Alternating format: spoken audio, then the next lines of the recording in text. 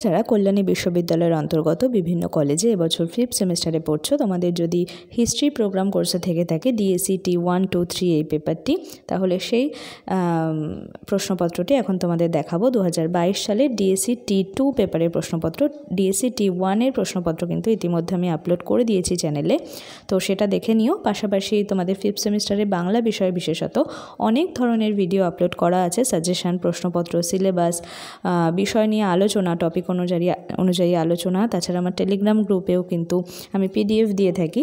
তো সবটা মিলিয়ে 5th সেমিস্টারে অনেক কিছুই কিন্তু আমি ইতিমধ্যে তোমাদের জন্য দিয়েছি, সেগুলো দেখে নিও, প্লেলিস্ট চেক করে নিও 5th সেমিস্টারের। তো এখন দেখে নাও হিস্ট্রি ডিএসসি T2 এর 2022 সালের প্রশ্নপত্র। এক দাগে রয়েছে যে কোনো 10টি প্রশ্নের উত্তর দাও, প্রত্যেকটির মান 2 করে। ইংরেজি এবং বাংলা দুটো মাধ্যমই রয়েছে, যে ভাষায় উত্তর দিতে স্বচ্ছন্দ বোধ করবে সেটাতেই দেবে। বেশিরভাগ স্টুডেন্টই বাংলাতে উত্তর দেয়, তো সেটা নিয়ে কোনো দ্বিধা নেই। এরপরে দেখে নাও যে মোট যে 10টা উত্তর চাইছে সে 10টাই দেবে, অযথা অতিরিক্ত লিখতে যাবে না। 10টা ঠিকঠাক যেগুলো তোমরা জানো সেরকমই উত্তর দেবে, আর এগুলো বেশিরভাগই ইনফরমেশান বেসিস প্রশ্ন হয়। তো সেই অনুযায়ী তোমরা প্রিপারেশান নিও যে কীরকম প্রশ্ন আসছে দেখে নাও। এইগুলো কিন্তু রিপিট হতেই পারে, যেহেতু 2022 সালের প্রশ্ন, তোমরা 2024-এর 5th সেমিস্টার অর্থাৎ 25-এ তোমাদের পরীক্ষাটা হচ্ছে। এদের পরীক্ষাও কিন্তু 2023-এ হয়েছিল, কিন্তু সালটা 2022 রয়েছে। তো তোমাদের কিন্তু এগুলো রিপিট হওয়ার সম্ভাবনা রয়েছে, সেই অনুযায়ী মন দিয়ে দেখবে প্রশ্নগুলো। 2 দাগে রয়েছে যে কোনো 4টি প্রশ্নের উত্তর দাও, এখানে প্রত্যেকটির মান 5 করে, এখানেও টোটাল 20। 5 নম্বরের জন্য কিন্তু মোটামুটি 2 থেকে 3 পেজ লিখলে যথেষ্ট।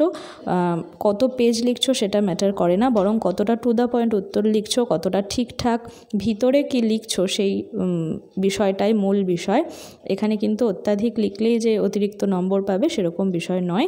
তোমরা যথেষ্ট বড় হয়েছো, গ্র্যাজুয়েট হবে কয়েকদিন পরেই, তো সেই অনুযায়ী মাথায় রেখে উত্তরটা লিখবে, সেই অনুযায়ী এখন থেকে প্রস্তুতিও নেবে। প্রশ্নগুলো মন দিয়ে দেখতে থাকো, কোটেশন তুলেও কিন্তু প্রশ্ন রয়েছে। যুদ্ধের গুরুত্বগুলো মন দিয়ে পড়বে, সম্মেলনের গুরুত্ব, শিক্ষা ব্যবস্থা, মেইজি যুগের জাপানের শিক্ষা ব্যবস্থায় কী পরিবর্তন এসেছিল, তো এই বিষয়গুলো কিন্তু বেশি গুরুত্ব দিয়ে পড়ো। 3 দাগে রয়েছে যে কোনো 2টি প্রশ্নের উত্তর দাও, এখানে প্রত্যেকটির মান 10 করে, টোটাল রয়েছে 20। এখানে থাকবে মোট 4টে প্রশ্ন, তার মধ্যে যে কোনো 2টো উত্তর দিতে হবে। যে দুটো তুমি ভালোভাবে লিখতে পারবে, 10 নম্বরের মতো করে লিখতে পারবে বিস্তারিত বর্ণনামূলকভাবে, সেগুলোরই কিন্তু উত্তর দেওয়ার চেষ্টা করবে।